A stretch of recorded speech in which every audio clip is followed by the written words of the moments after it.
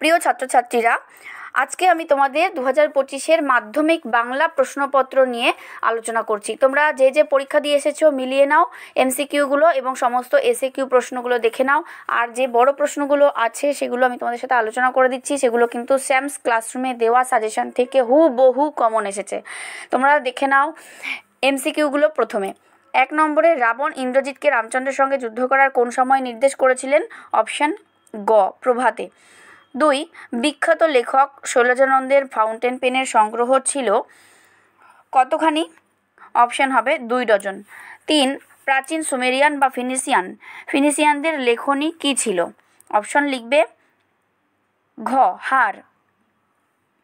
তারপরে 4 প্রশ্ন, কত সালে কলকাতা বিশ্ববিদ্যালয় পরিভাষা সমিতি নিযুক্ত করেন? 1936 সালে। নেক্সট 5, বাক্যের অর্থবোধের জন্য পরস্পরের সঙ্গে সম্বন্ধযুক্ত পদগুলি যখন ঠিকঠাক বসে তখন তাকে বলে? অপশান গ, আসত্তি। আবার তোরা মানুষ হ বাক্যটি হলো কী ধরনের বাক্য? অপশান গ, অনুজ্ঞাসূচক বাক্য। ভাববাচ্যে প্রাধান্য পায় ক্রিয়ার ভাব। আমি তোমাকে বইটি দিলাম, এটি কোন বাচ্যের উদাহরণ? এটি হলো কর্তৃবাচ্যের উদাহরণ।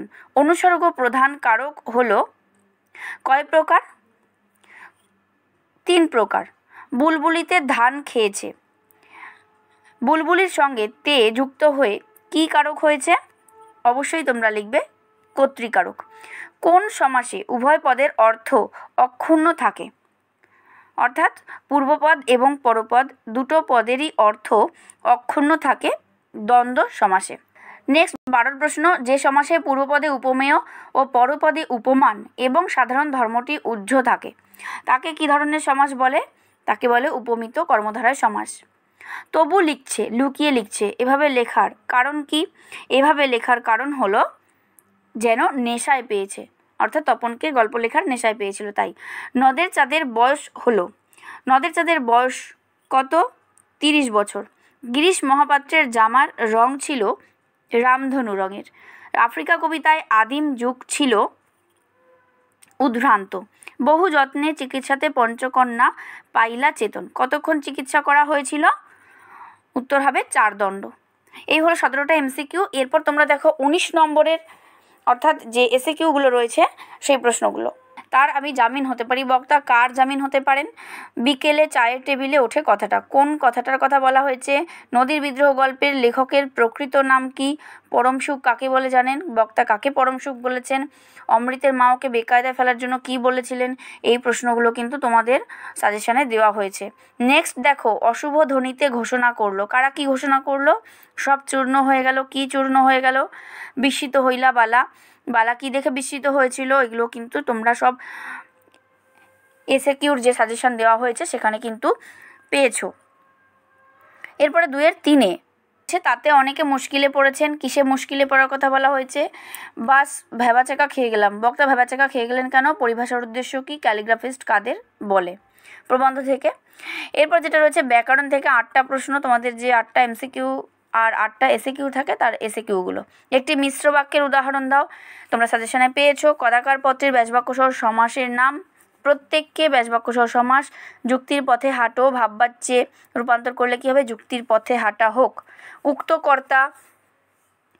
তারপর প্রশ্নসূচক বাক্যের রূপান্তর। কর্তৃবাচ্য থেকে ভাববাচ্যে রূপান্তরের প্রধান শর্ত। অনুসর্গযোগে করণকারকের একটি উদাহরণ। এই সবগুলো কিন্তু তোমরা সাজেশনে পেয়েছো। চাইলে একবার দেখে নিতে পারো, সেখান থেকে উত্তরগুলো তোমরা মিলিয়ে নিতে পারো।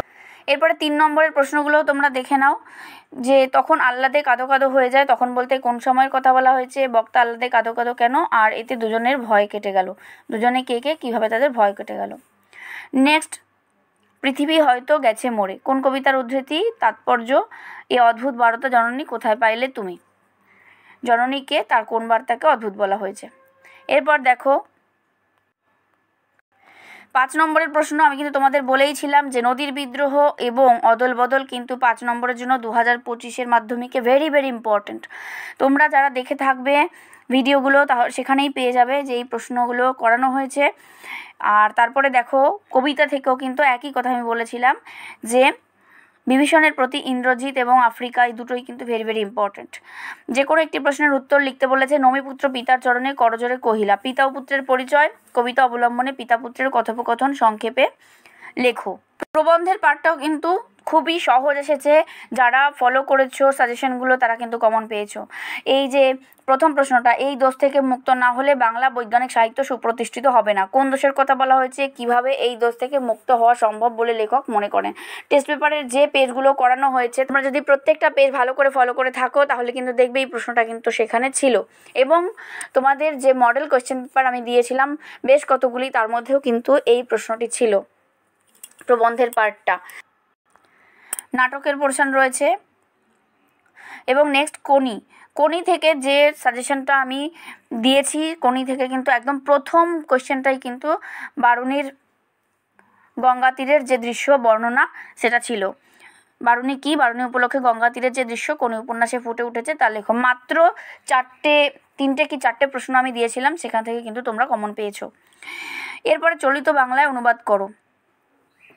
বঙ্গানুবাদের সাজেশনে, লাস্ট মিনিট সাজেশনে কিন্তু তোমরা এই বঙ্গানুবাদটা পেয়ে থাকবে। তোমরা যদি এখনও দেখতে চাও দেখে নিতে পারো কে কীভাবে অনুবাদটা করেছো, মিলিয়ে নিতে পারো। নেক্সট সংলাপ রয়েছে, সংলাপ এবং প্রতিবেদন। এরপরে 10 নম্বরের যে রচনাটাও কিন্তু তোমরা কমন পেয়েছো। দেখো দুটো কমন পেয়েছো। চরিত্র গঠনে খেলাধুলার ভূমিকা আমি লাস্ট মিনিট রচনা সাজেশনে দিয়েছিলাম। বন সংরক্ষণ পেয়েছো, দৈনন্দিন জীবনে বিজ্ঞান পেয়েছো। তিনটে রচনাই কিন্তু তোমরা শ্যামস ক্লাসরুম থেকে কমন পেয়েছো। সুতরাং দেখতে থাকো শ্যামস ক্লাসরুম। পরবর্তীতে আরও অন্যান্য সাবজেক্টের এরকম মডেল সেট ও প্র্যাকটিস সেট পেতে চোখ রাখো শ্যামস ক্লাসরুমে। চ্যানেলে নতুন হলে অবশ্যই সাবস্ক্রাইব করে নাও। ভালো লাগলে ভিডিওটি লাইক করো, শেয়ার করো বন্ধুদের। ভালো থেকো, টাটা।